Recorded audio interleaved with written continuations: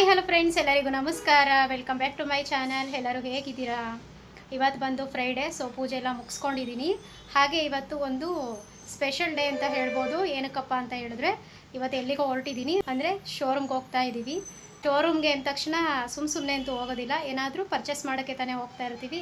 ಹೌದು, ಶೋರೂಮ್ಗೆ ಹೋಗ್ತಾ ಇದ್ದೀವಿ, ಪರ್ಚೇಸ್ ಮಾಡೋಕ್ಕೂ ಕೂಡ ಹೋಗ್ತಾ ಇದ್ದೀವಿ. ಹಾಗೆ ಯಾರ್ಯಾರು ಹೋಗ್ತಾ ಇದ್ದೀವಿ, ಏನು ಪರ್ಚೇಸ್ ಮಾಡೋಕ್ಕೆ ಹೋಗ್ತಾ ಇದ್ದೀವಿ ಅಂತ ವಿಡಿಯೋನ ಎಲ್ಲೂ ಸ್ಕಿಪ್ ಮಾಡದೆ ಕೊನೆ ತನಕ ನೋಡಿ, ಗೊತ್ತಾಗುತ್ತೆ ನಿಮಗೆ.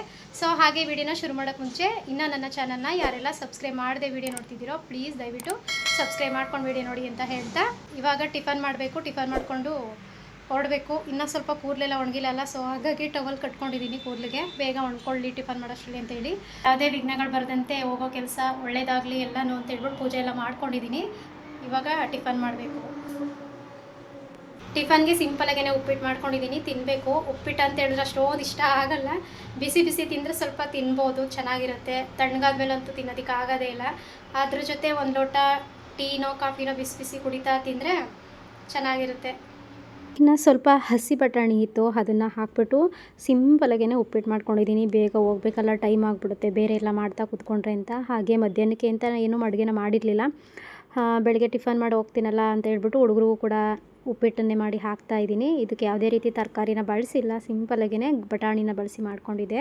ಉಪ್ಪಿಟ್ಟು ಅಂತ ಹೇಳಿದ್ರೆ ಹುಡುಗರಿಗೂ ಕೂಡ ತಿನ್ನೋದಕ್ಕೆ ಆಗೋದಿಲ್ಲ. ಇದ್ರ ಜೊತೆ ಸ್ವಲ್ಪ ಮೊಸರು ಮತ್ತು ಸ್ನ್ಯಾಕ್ಸ್ ಎಲ್ಲ ಕೊಡೋಣ ಅಂತೇಳಿ ಬಾಕ್ಸ್ಗೆಲ್ಲ ಸ್ವಲ್ಪ ಉಪ್ಪಿಟ್ಟನ್ನೆಲ್ಲ ಹಾಕಿ, ಹಾಗೆ ಸ್ವಲ್ಪ ಬಿಸಿನೀರನ್ನೆಲ್ಲ ಬಾಟಲ್ಗೆ ಫಿಲ್ ಮಾಡಿ ಅವ್ರಿಗೂ ಊಟದ ಬಾಕ್ಸ್ ಎಲ್ಲ ರೆಡಿ ಮಾಡಿ ಕಳಿಸಿದ್ದಾಯಿತು. ನೆಕ್ಸ್ಟ್ ನಾನಿಲ್ಲಿ ಹಾಟ್ ಬಾಕ್ಸ್ಗೆ ಹಾಕ್ಕೊಂಡಿದ್ದೆ ಉಪ್ಪಿಟ್ಟನ್ನು, ಅದನ್ನು ಕೂಡ ತಿನ್ನೋಣ ಅಂತ ಹೇಳಿ ಹಾಕ್ಕೊಂಡಿದ್ದೀನಿ.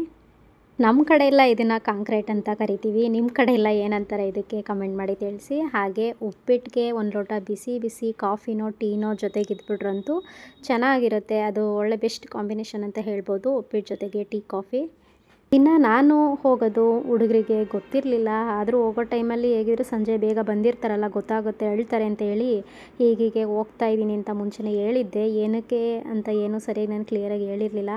ಆದರೂ ಮೋಕ್ಷಿ ಬರ್ತೀನಿ ನನ್ನ ಜೊತೆನೆ ಅಂತ ಹಠ ಮಾಡ್ತಾಯಿದ್ದ. ಹೇಗೋ ಕನ್ವಿನ್ಸ್ ಮಾಡಿ ಅವರು ಇಬ್ಬರನ್ನು ಸ್ಕೂಲಿಗೆ ಕಳಿಸಿ ನಾನು ಕೂಡ ರೆಡಿಯಾಗಿ ಹೊರಟಿದ್ದೀನಿ. ನಾನು ಇಲ್ಲಿಂದ ಬಸ್ಸಲ್ಲೇ ಹೋಗೋಣ, ಮದ್ದೂರಿಗೆ ಹೋದ್ರೆ ಅಲ್ಲಿ ನನ್ನ ಬ್ರದರ್ ಬಂದು ಪಿಕ್ ಮಾಡ್ತಾನೆ ಅಂತ ಹೇಳಿ ಹೊರಟೆ. ಹಾಗೆ ಮದ್ದೂರಿಗೂ ಕೂಡ ಬಂದಾಯಿತು. ಇನ್ನೂ ಬಂದಿರಲಿಲ್ಲ, ಅವನು ಸ್ವಲ್ಪ ಏನೇನೋ ಕೆಲಸ ಇತ್ತು ಅಂತ ಅಂದ್ಕೊಂಡು ಶೋರೂಮಲ್ಲೇ ಇದ್ದ. ಸ್ವಲ್ಪ ಒಂದು 10 ನಿಮಿಷ ವೆಯ್ಟ್ ಮಾಡ್ತಾಯಿದ್ದೆ ನಾನು ಕೂಡ, ಆಮೇಲೆ ಬಂದು ಪಿಕ್ ಮಾಡ್ದೆ. ಹಾಗೆ ಇದು ಬಂದು ಮದ್ದೂರಲ್ಲಿರುವಂಥ ಮಾರುತಿ ಸುಜುಕಿ ಶೋರೂಮ್. ಇದು ಈಗಾಗಲೇ ನಿಮಗೆ ಗೊತ್ತಾಗಿರುತ್ತೆ ಏನು ಪರ್ಚೇಸ್ ಮಾಡೋಕ್ಕೆ ಬಂದಿದ್ದಾರೆ ಅಂತ, ಒಂದು ಪಟ್ ಅಂತ ಬಂದು ಹೋಗಿರುತ್ತೆ ಮೈಂಡಲ್ಲಲ್ವಾ. ಹೌದು, ಕಾರ್ ಪರ್ಚೇಸ್ ಮಾಡೋಕ್ಕೆ ಅಂತಲೇ ಬಂದಿರೋದು ತಮ್ಮನಿಗೋಸ್ಕರ.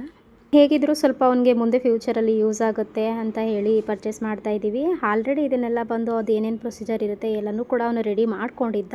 ಇನ್ನೇನಿದ್ರು ಡಾಕ್ಯುಮೆಂಟ್ಸ್ಗೆ ಸೈನ್ ಮಾಡೋದಷ್ಟೇ ಇತ್ತು, ಕೀ ತೊಗೊಂಡು. ಹಾಗೆ ಅಮ್ಮ ಕೂಡ ಬಂದಿದ್ದರು, ಮುತ್ತುನು ಕೂಡ ಬಂದಿದ್ದ, ಸ್ವಲ್ಪ ಮಲ್ಕೊಂಡಿದ್ದ. ನಾನು ಕೂಡ ಅವರನ್ನು ಹೋಗಿ ಮಾತಾಡಿಸ್ದೆ. ಹಾಗೆ ನಾನು ಬರೋದಕ್ಕೂ ಮುಂಚೆ ನಮ್ಮ ಮಾವನು ಕೂಡ ಬಂದು ಹೊರಟಿದ್ರು, ಅವರು ಟೈಮ್ ಆಗುತ್ತೆ ಅಂತ. ಹಾಗೆ ಮಾವನ ಕೈಯಿಂದನೇ ಕೀ ಪಡಿಬೇಕು, ಮೊದಲನೇ ಸಲ ಕಾರಲ್ಲಿ ಮಾವನ್ನೇ ಕೂರಿಸ್ಬೇಕು ಅನ್ನೋದೊಂದು ನನ್ನ ತಮ್ಮನಿಗಿತ್ತು ಆಸೆ ಅದೊಂದು. ಸೊ ಹಾಗಾಗಿ ಅದು ಕೂಡ ಫುಲ್ಫಿಲ್ ಆಯಿತು ಅಂತ ಹೇಳ್ಬೋದು. ಹಾಗೆ ನಮ್ಮ ಮಾವ ಕೂಡ ಬಂದಿದ್ದರು. ಸೊ ಕಾರ್ ಕೀನ ಅವರೇ ಕೂಡ ತೊಗೊಂಡು ಆಮೇಲೆ ಇವನಿಗೆ ಕೊಟ್ಟಿದ್ದು. ಹಾಗೆ ಕಾರಲ್ಲಿ ಕೂಡ ಫಸ್ಟು ಅವರನ್ನೇ ಕೂರಿಸಿದ್ದು ಆಯಿತು.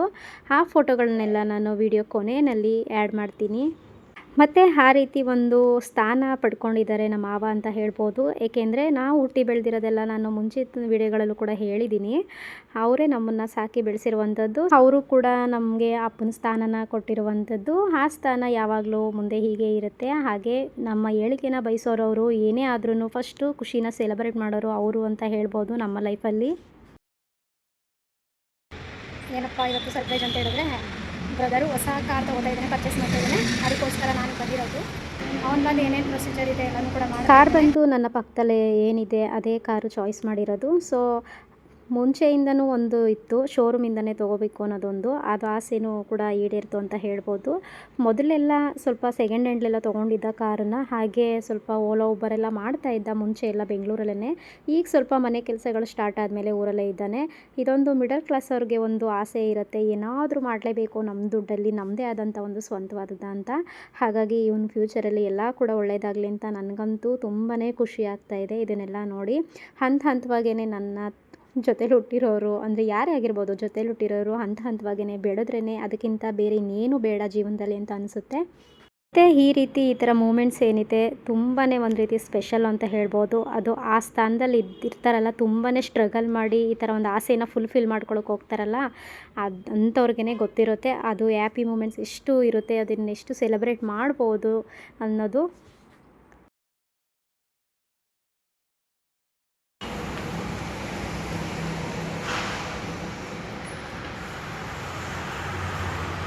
ಮುತ್ತು, ಇಲ್ಲಿ ಮುತ್ತು.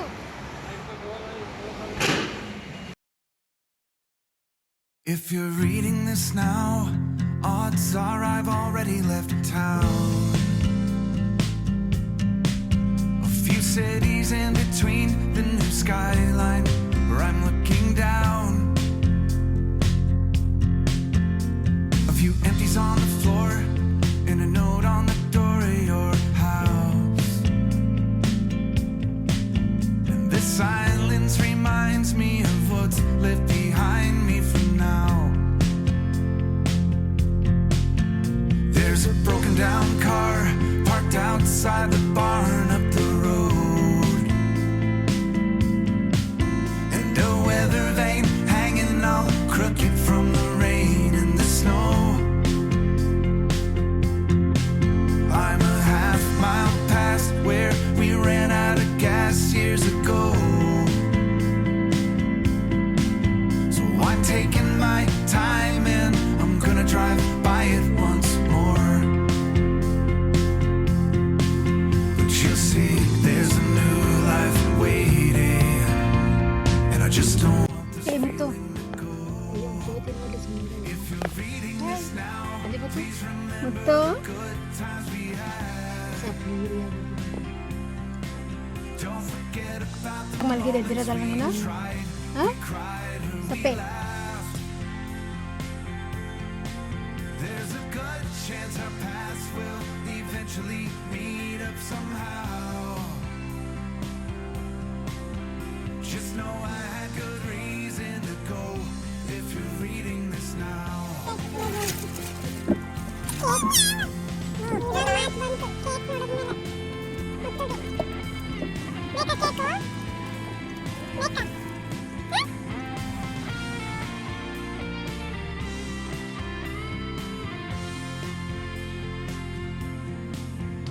I spent too many nights with the lights out, replaying this scene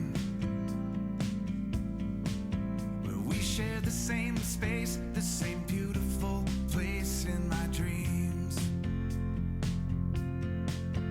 And I kick at the walls, I keep tripping on old memories,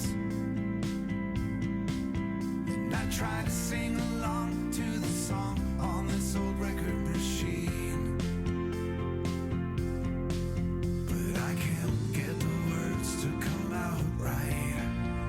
I forget this old melody. If you're reading this now, know I'm wondering how things would be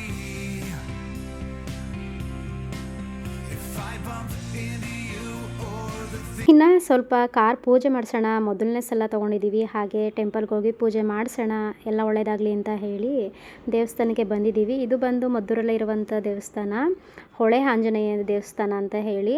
ಹಾಗೆ ಇಲ್ಲೇ ಪೂಜೆ ಎಲ್ಲ ಮಾಡಿಸಿದ್ದಾದಮೇಲೆ ಸ್ವಲ್ಪ cake ಎಲ್ಲ ಇಲ್ಲೇ cut ಮಾಡ್ಕೊಳ್ಳೋಣ ಅಂತ ಹೇಳಿ ಬಂದ್ವಿ. ಶೋರೂಮಲ್ಲಿ ಏನು ಕೇಕ್ ಎಲ್ಲ ಕಟ್ ಮಾಡಲಿಲ್ಲ, ಸ್ವಲ್ಪ ಅರ್ಜೆಂಟಲ್ಲೇ ಎಲ್ಲ ಆಯಿತು ಅಲ್ಲಿ. ಹಾಗಾಗಿ ಎಲ್ಲ ಮುಗಿಸ್ಕೊಂಡು ಸೀದಾ ಇಲ್ಲಿಗೆ ಬಂದ್ವಿ.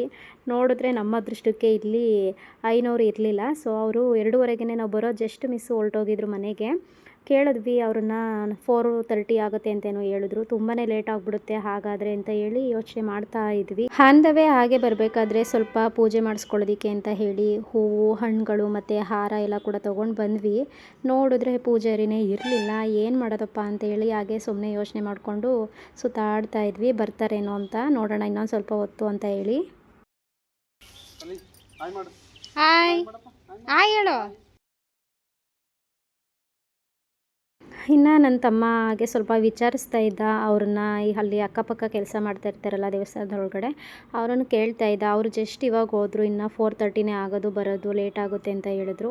ಇಲ್ಲೇ ಇದ್ದರೆ ಸ್ವಲ್ಪ ಅಮ್ಮ ನಾವೆಲ್ಲ ಜೊತೆಲೇ ಪೂಜೆ ಮಾಡಿಸಿ ಆಮೇಲೆ ನನ್ನನ್ನು ಡ್ರಾಪ್ ಹಾಕೋದಕ್ಕೆ ಬೆಂಗಳೂರು ಬರ್ತಾ ಇದ್ದ.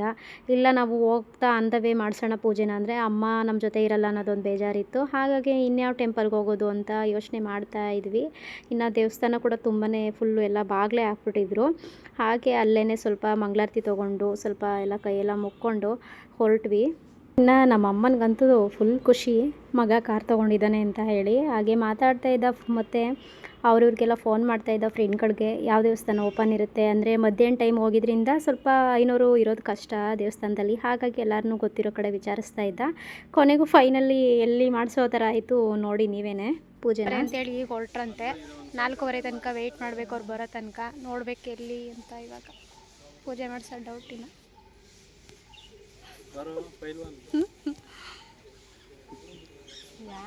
ನಮ್ಮಮ್ಮ ಅಂತೂ ಫುಲ್ ಡಿಸ್ಕಷನ್ ಮಾಡ್ತಾನೆ ಇತ್ತು. ಫಸ್ಟು ವಿಘ್ನೇಶ್ವರನ ದೇವಸ್ಥಾನದಲ್ಲಿ ಮಾಡಿಸ್ಬೇಕಂದ್ರೆ ಗಣೇಶನ ದೇವಸ್ಥಾನದಲ್ಲಲ್ವ, ಹಾಗಾಗಿ ನೀವು ಆನ್ ದ ವೇ ಹೋಗ್ತಾ ಇಲ್ಲೇ ಕೋತಿ ಆಂಜನೇಯ ದೇವಸ್ಥಾನ ಸಿಗುತ್ತೆ ಬಿಡದಿಯಿಂದ ಬಿಟ್ಟು ಮುಂದೆ, ಅಲ್ಲೇ ಮಾಡಿಸ್ಕೊಂಡು ಹೋಗಿ ಅಂತ ಹೇಳ್ತಾ ಇತ್ತು. ನಾನು ಇಲ್ಲ ನಿನ್ನ ಜೊತೆನೇ ಇದ್ದಾಗಲೇ ಮಾಡಿಸ್ಬೇಕು ಅಂತ ನಾನು ಹೇಳ್ತಾ ಇದ್ದೆ. ಒಟ್ಟಿನಲ್ಲಿ ಏನೋ ಒಂದು ಡಿಸೈಡ್ ಮಾಡಿಕೊಂಡು ಕೊನೆಗೆ ಎಲ್ಲಿಗೆ ಬಂದಿದ್ದೀವಿ ನೋಡಿ.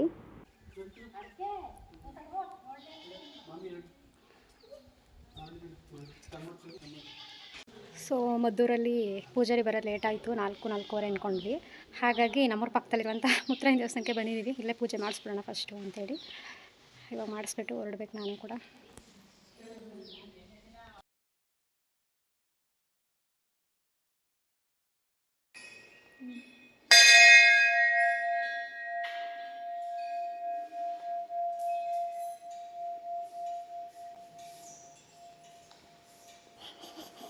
ಇನ್ನು ಹಾಗೆ ಇಲ್ಲೇ ಪೂಜಾರಿನೂ ಕೂಡ ಇಲ್ಲೇ ಇದ್ದರು. ಸೊ ಅವ್ರನ್ನ ಕರೆದು ಪೂಜೆನ ಮಾಡ್ಕೊಳ್ಳೋಣ, ಫಸ್ಟು ದೇವರ ದರ್ಶನ ಮಾಡಿಕೊಂಡು ಪೂಜೆನೆಲ್ಲ ಮಾಡಿಸ್ಕೊಂಡು ಒಳಗಡೆ ಆಮೇಲೆ ಅವರೇ ಬಂದು ಕಾರ್ಗೂ ಕೂಡ ಪೂಜೆ ಮಾಡಿಕೊಡ್ತಾರೆ. ಅಲ್ಲೇ ದೇವಸ್ಥಾನದ ಮುಂದೆನೇ ಕೂಡ ಕಾರ್ನ ಹಾಕಿ ಬಂದಿದ್ವಿ.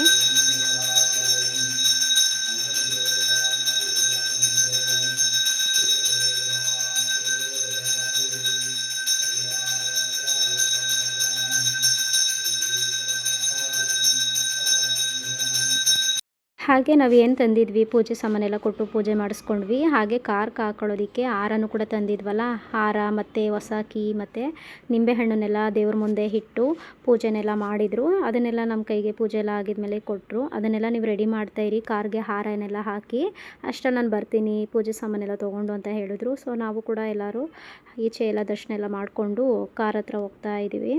ಇಲ್ಲಿ ಅಂದ್ಕೊಂಡ್ವಿ, ಹಾಗೆ ಅಲ್ಲೆಲ್ಲೋ ಮಾಡ್ಸೋಕ್ಕೆ ಹೋಗಿದ್ವಿ. ಕೊನೆಗೂ ಫೈನಲ್ ಇಲ್ಲಿಗೆ ಬರೋ ಥರ ಆಯಿತು ಅಂತೇಳಿ. ಒಟ್ಟಿನಲ್ಲಿ ಎಲ್ಲಿ ಮಾಡಿಸಿದ್ರೂ ಒಂದೇ, ದೇವರು ಎಲ್ಲ ಕಡೆನೂ ಇದ್ದೇ ಇರ್ತಾನೆ, ನೋಡ್ತಾ ಇರ್ತಾನೆ.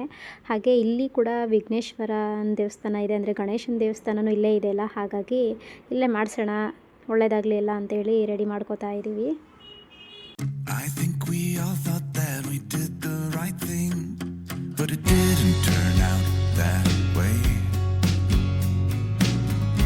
It's been heavy and we're starting to break, but I hope you'll be okay. There's little difference in the words that we say, 'cause we all want the same thing. The sun still rises in her usual way to welcome a new day. I don't feel it anymore, and I know I'm not the same. I'll keep trying to put it on, but I'm fading away.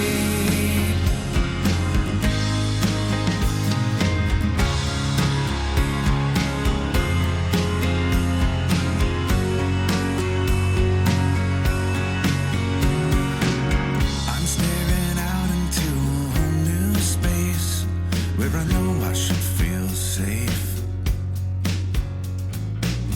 My heart is breaking and this look on my face shouldn't look this way again.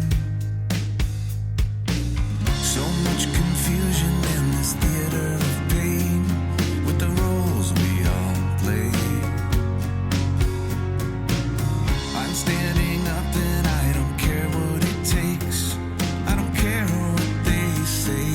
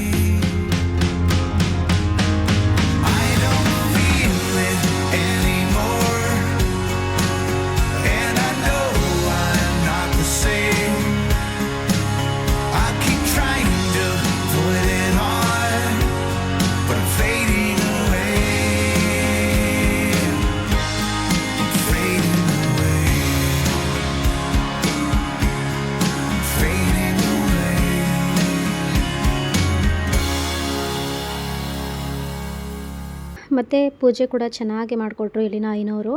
ಪೂಜೆ ಎಲ್ಲ ಆಯಿತು. ಹಾಗೆ ಇದೆಲ್ಲ ಆದಮೇಲೆ ನಮ್ಮದೇ ಆದಂಥ ಒಂದು ಪುಟ್ಟ ಸೆಲೆಬ್ರೇಷನ್ ಕೂಡ ನಡೀತು. ಇನ್ನು ಅಮ್ಮನ್ನ ಸ್ವಲ್ಪ ಊರಿಗೆ ಡ್ರಾಪ್ ಹಾಕಬೇಕಿತ್ತು, ಕರ್ಕೊಂಡು ಹೋಗಿ ಬಿಟ್ಬಿಟ್ಟು ಬರ್ತೀನಿ, ಇಲ್ಲೇ ವೆಯ್ಟ್ ಮಾಡ್ತಾಯಿರು ಅಂತ ಹೇಳ್ಬಿಟ್ಟು ಬ್ರದರ್ ಕೂಡ ಹೋಗಿದ್ದ. ನಾನೊಂದು 5 ನಿಮಿಷ ಏನೋ ಕೂತಿದ್ದೆ. ಹಾಗೆ ಗಂಡನ ಮನೆ ಮತ್ತು ಅಮ್ಮನ ಮನೆ ಎರಡು ಅಕ್ಕಪಕ್ಕ ಊರು, ಸೆಂಟ್ರಲ್ ಒಂದು ಊರಿದೆ ಅಷ್ಟೇ, ಏನು ಡಿಫ್ರೆಂಟ್ ಇಲ್ಲ. ಹಾಗಾಗಿ ಬಿಟ್ಬಿಟ್ಟು ಅಮ್ಮನ್ನ ಹಾಗೆ ನನ್ನನ್ನು ಕೂಡ ಕರ್ಕೊಂಡು ಡ್ರಾಪ್ ಆಗ್ತೀನಿ ಅಂತ ಹೇಳಿ ಬಂದ. ಹಾಗೆ ಸ್ವಲ್ಪ ಲೈಟಾಗಿ ಹೊಟ್ಟೆ ಹಶ್ವಾಗ್ತಾಯಿತ್ತು, ಅಂದರೆ ಮಧ್ಯಾಹ್ನ ಏನೂ ತಿಂದಿರಲಿಲ್ಲ. ಬೆಳಿಗ್ಗೆ ಲೈಟಾಗಿ ಸ್ವಲ್ಪ ಉಪ್ಪಿಟ್ಟು ಅಂತೇಳಿ ತಿನ್ಕೊಂಡು ಬಂದಿದ್ವಿ. ಹಾಗೆ ಅಂದವೇ ಏನಾದರೂ ಸ್ವಲ್ಪ ಹೋಗ್ತಾ ತಿನ್ನೋಣ ಅಂತೇಳಿ ಹಾಗೆ ನೋಡಿಕೊಂಡೇ ಬಂದ್ವಿ. ಅಷ್ಟೊಂದೇನು ಹೋಟೆಲ್ಗಳು ಕಾಣಲಿಲ್ಲ. ರೋಡಲ್ಲಿ ಬಂದಿದ್ದರಿಂದ ಹತ್ತಿರ ಇನ್ನೇನು ಮನೆ ಹತ್ರ ಬಂದೇ ಬಿಟ್ಟ, ಬಿಡದಿ ಹತ್ರನೇ ಬಂದುಬಿಟ್ಟ ಅಂತ ಹೇಳ್ಬೋದು. ಹಾಗೆ ಫೈನಲಿ ಯಾವುದೋ ಒಂದು ಹೋಟೆಲ್ ಸಿಕ್ತು. ಸೊ ಅಲ್ಲೇ ಹೋಗೋಣ ತಿನ್ನೋಣ ಅಂತ ಹೇಳ್ಬಿಟ್ಟು ಒಂದು ಬಿರಿಯಾನಿ ತೊಗೊಂಡ್ವಿ, ಹಾಗೆ ಕಬಾಬ್ ಕೂಡ ತೊಗೊಂಡ್ವಿ. ಹೇಗಿದ್ದರೂ ಹೊಸ ಗಾಡಿ ತೊಗೊಂಡಿದ್ದಾನಲ್ಲ, ಸೊ ಅದರ ಟ್ರೀಟ್ ಇದು ಅಂತ ಅಂದ್ಕೊಂಡು ಊಟನೆಲ್ಲ ಮುಗಿಸ್ಕೊಂಡು ಮನೆಗೆ ಬಂದ್ವಿ. ನೋಡ್ಬೇಕು ಇವ್ರನ್ನ ಯಾವ ರೀತಿ ಎಲ್ಲ ಬಿಸಾಡಿದ್ದಾರೆ. ನಾವು ಬರ್ತಿದ್ದಂಗೆ ಲಿಫ್ಟಲ್ಲಿ ನೋಡಿಬಿಟ್ಟು ಓಡ್ ಬಂದು ಈ ಥರ ಕೂತ್ಕೊಂಡಿದ್ರು. ಇನ್ನು ನಮ್ಮ ಮೋಕ್ಷಿ ಮನೆಗೆ ಬರೋದೇ ತಡ, ಅವ್ರ ಮಾಮನ ಹತ್ರ ಕೀನ ಈಸ್ಕೊಂಡೋಗ್ಬಿಟ್ಟ.